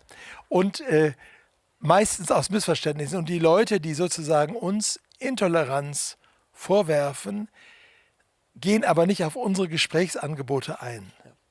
Also wir möchten ja gerne mit Menschen reden, Aber es ist manchmal auch leichter, nur so ein negatives Bild von jemandem zu malen und ja, darauf zu achten, dass sich das Bild nicht aufweicht, weil dann kann ich den ja nicht mehr angreifen, wenn ich auf einmal merke, das ist ein Mensch. Und der ist vielleicht gar nicht so schlimm oder vielleicht finden wir sogar einen gewissen gemeinsamen Grund, auf dem wir uns unterhalten können.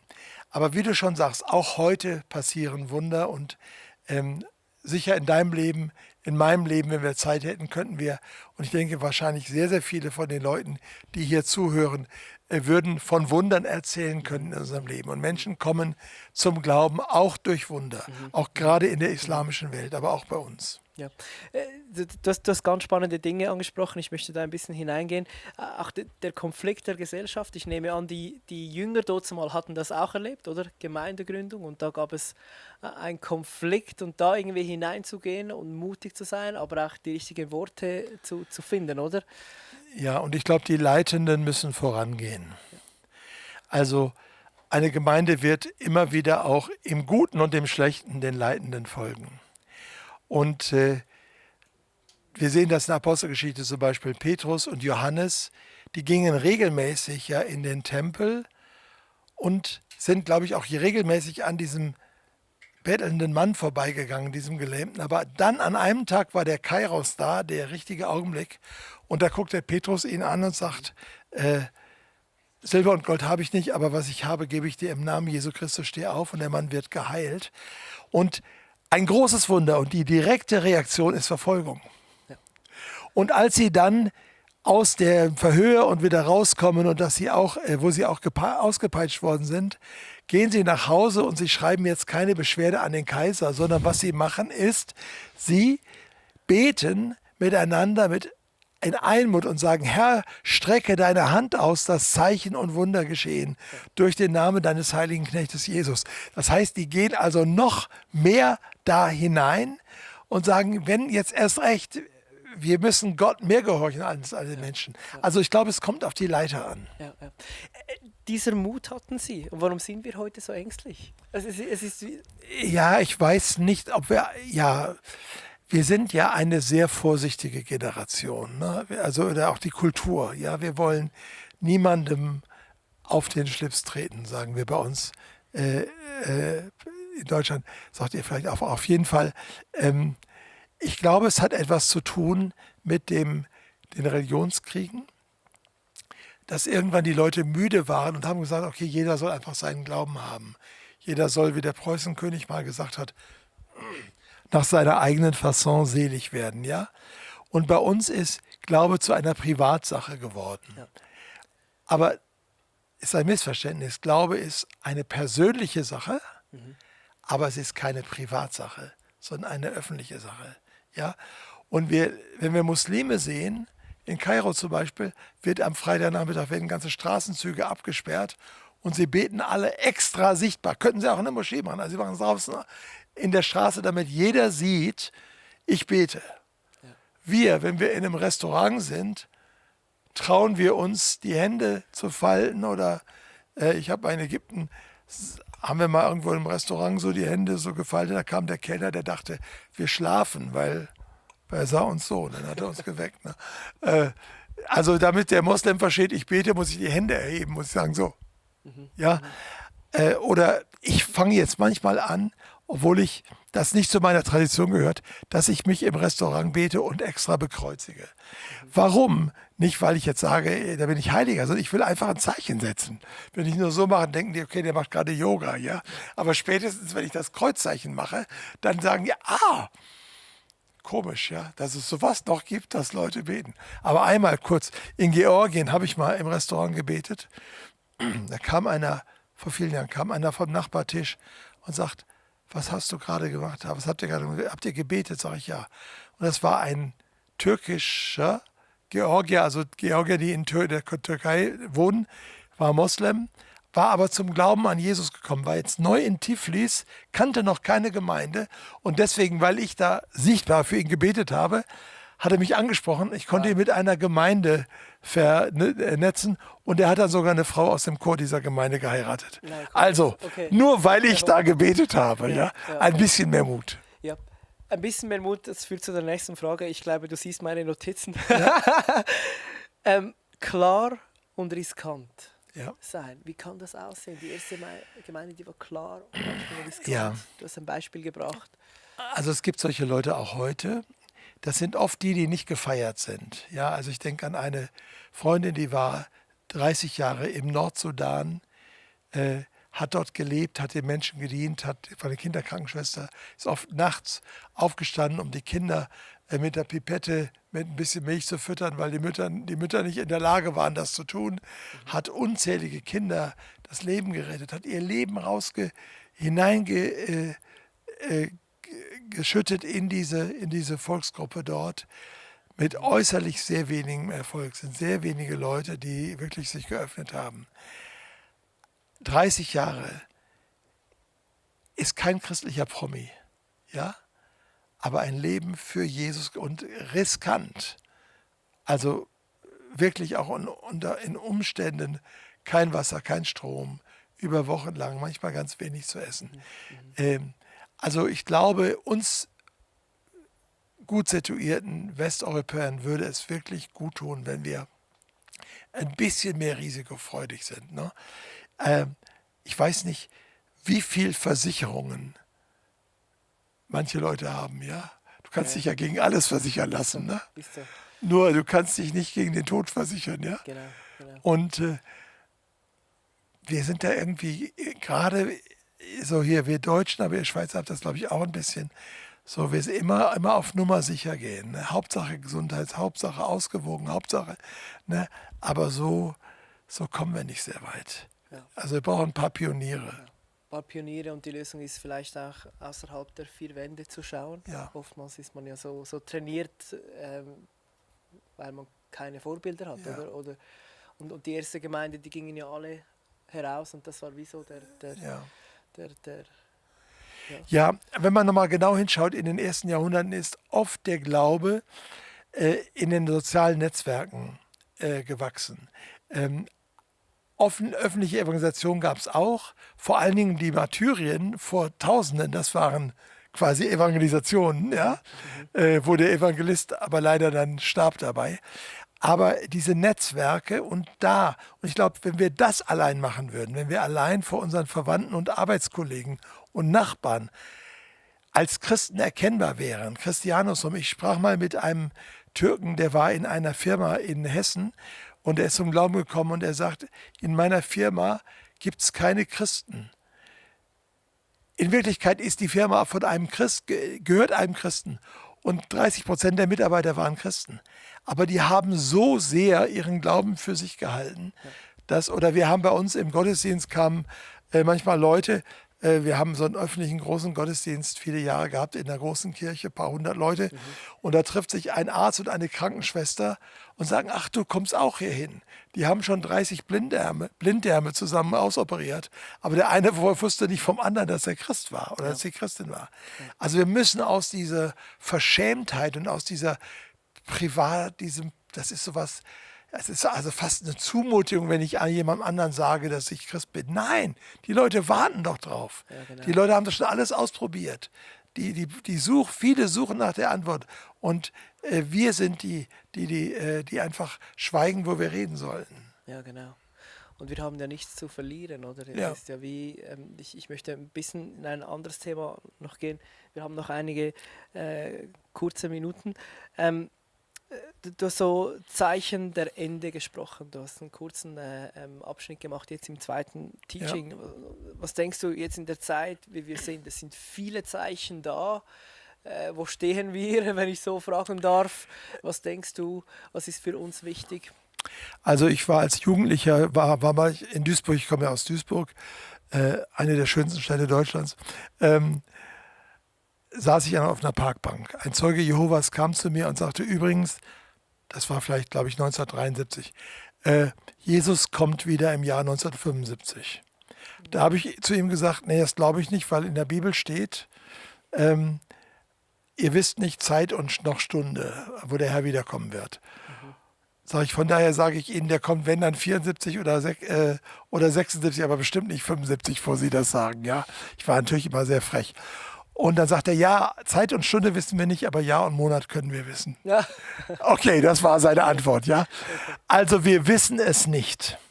Und ich sehe auch die sogenannten Zeichen der Endzeit, die gibt es ja schon seit der Zeit Jesu. Ich sehe das spiralförmig, es spitzt sich zu. Aber für mich gibt es ein Zeichen der Wiederkunft. Wir leben in der Endzeit. Johannesbrief sagt, meine Geschwister, es ist letzte Zeit. Und es sind schon viele Antichristen in die Welt gegangen.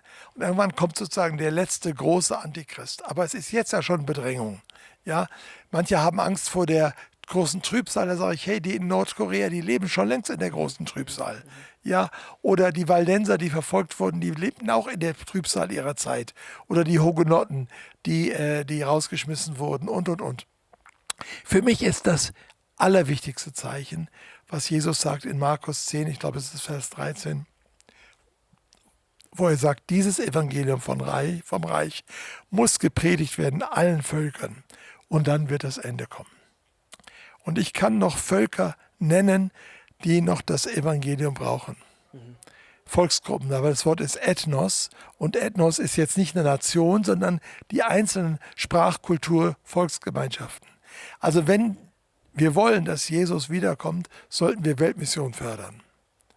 Das ist die Antwort. Weltmission, ziemlich vernachlässigtes Thema in unserer Zeit, aber ganz, ganz wichtig. Und deswegen würde ich sagen, ja, es gibt Zeichen, es gibt die Rückkehr des Volkes Israel ins Land, es gibt Erdbeben, es gibt Hungersnöte, es gibt auch einen Abfall vom Glauben hier im Westen, es gibt eine sich zuspitzende antichristliche Haltung in ehemals christlichen Ländern, aber gleichzeitig gibt es Erweckungen an anderen Orten.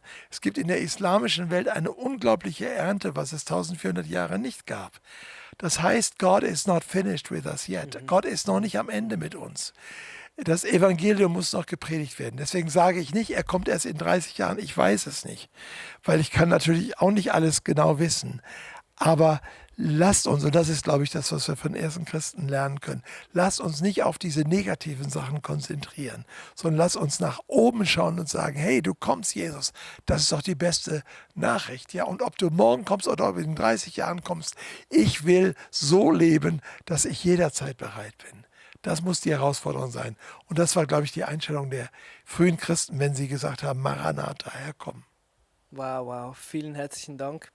Ich möchte doch noch in eine Frage hineingehen, was einfach mit der Gemeinde zu tun hat, weil ich denke, ja, viele von uns, wir lesen Zeichen der Endzeit, wir spüren, okay, das ist eine andere Zeit, als wir vor einigen Jahren hatten und wir sind jetzt auch Teil der Gemeinde, wir sind Teil vom Leib von Jesus, wir bauen gemeinsam, du zu Hause, wir hier.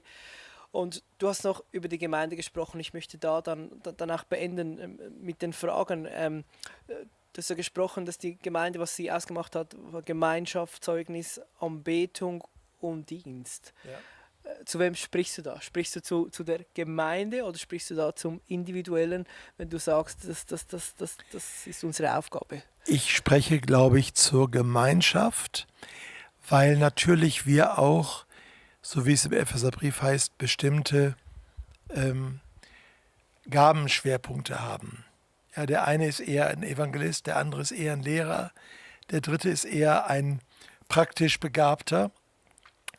Das bedeutet, dass im Leib, der eine ist ein Ohr, der andere ist ein Auge, die dritte ist eine Hand oder ein Fuß, also das gehört alles dazu. Also niemand von uns muss alles können. Aber ich glaube, es geht darum, dass wir jetzt in einer örtlichen Gemeinde miteinander möglichst alle diese Aspekte in irgendeiner Weise verwirklichen und dass wir Respekt haben vor denen, der eine andere Begabung und eine Berufung hat. Ja? Nicht jeder kann Evangelist sein, nicht jeder kann Lehrer sein, nicht jeder kann Apostel sein, aber wir brauchen einen Respekt. Das heißt, ich muss dich respektieren, du solltest deine Mitarbeiter hier respektieren. Wir sollen einander respektieren. Das ist sozusagen, dann kommt es zusammen. Also dieses interessant, ihr werdet meine Zeugen sein, sagt Jesus ja auch im Plural. Ja, der Leib des Christus ist ein kommunales Etwas. Und das hilft uns, aus dem Individualismus rauszukommen. Es hilft uns auch, aus dem Stress rauszukommen. Ich will das ganz kurz noch was sagen. Also wir haben eine Gemeindegründung, Christustreff, in der Situation einer Universitätsstadt. 1/4 unserer Bevölkerung sind Studenten. Das heißt, ich habe oft so ein schlechtes Gewissen gehabt, weil ich persönlich jetzt nicht mit Obdachlosen gearbeitet habe. Das müsste ich auch machen. Wir haben Teams, die das machen. Aber ich habe gemerkt, auch die Studenten, die vielleicht finanziell kein Problem haben, sie haben aber eine seelische Frage. Sie kommen in eine neue Stadt, sie sind vielleicht vereinsamt, sie sind verunsichert.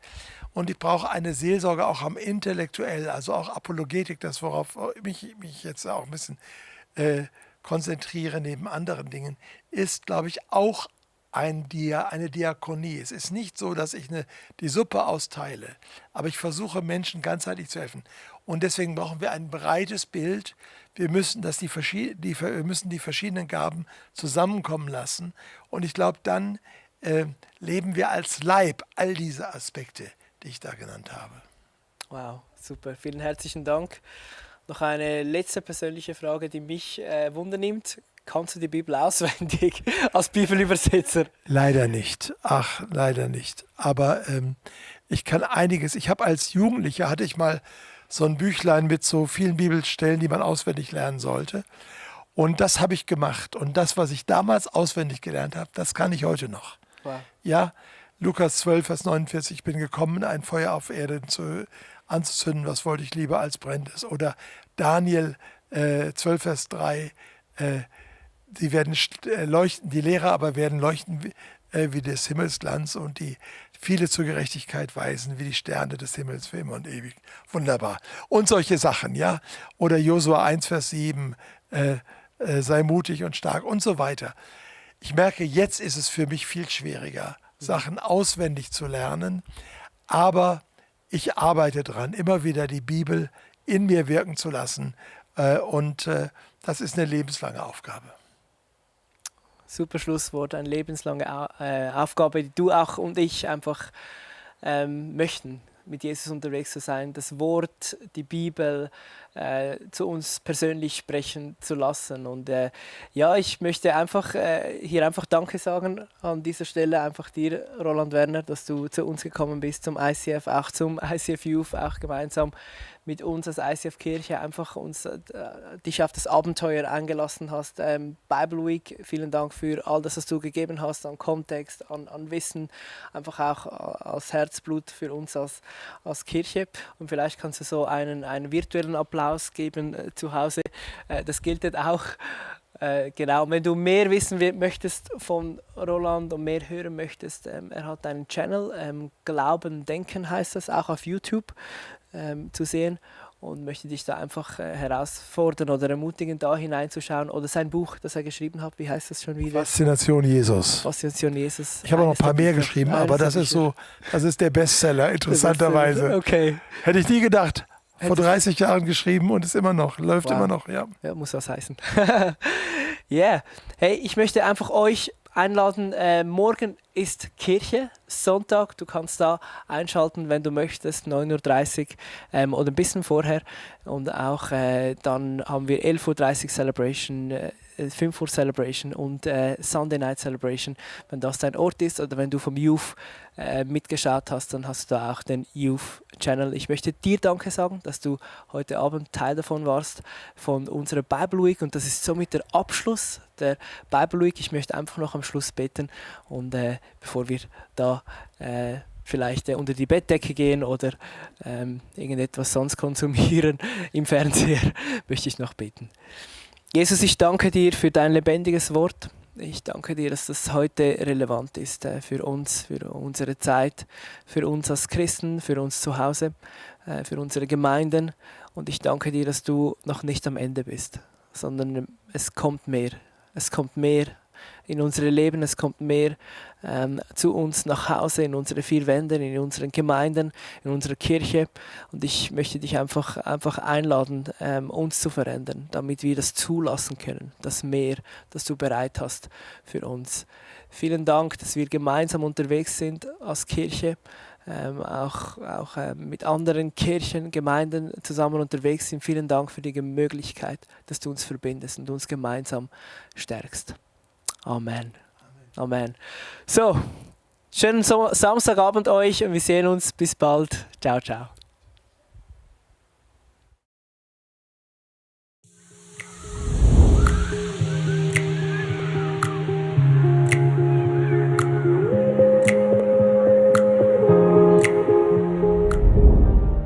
Schön, dass du dabei warst. Ich hoffe, dass die Predigt dir geholfen hat und du viele Dinge auch für deinen Alltag umsetzen kannst. Wir würden wirklich gerne mehr von dir erfahren. Vielleicht hast du Fragen, was beschäftigt dich? Dann besuch uns doch auf unserer Homepage icf.ch/connect. Dort erfährst du auch, was uns als Community eigentlich ausmacht. Alles, was du hier siehst, hat zu tun. Viele Volunteers, sie haben ihre Talente investiert, ihre Zeit investiert. Auch ganz konkret Finanzen, weil ohne Finanzen ist das alles gar nicht möglich. Ja, und das hier ist unsere Einladung an dich, Teil von diesem Großen zu werden, was Gott tut, auch mit deinen Finanzen, weil es ist so viel Technik, es sind so viele Investments, die wir machen, dass das alles möglich ist. Und mit deinen Finanzen kannst du dann einen Unterschied machen. Und noch eine kleine Sache, abonniert den Kanal, macht einen Daumen hoch, schreibt was in den Kommentar rein, weil es wird uns helfen, dass Leute plötzlich von dieser Sendung hören, weil wir wollen ja die beste Botschaft rausbringen an Menschen, die noch nie von diesem Gott gehört haben. Also, bis zum nächsten Mal.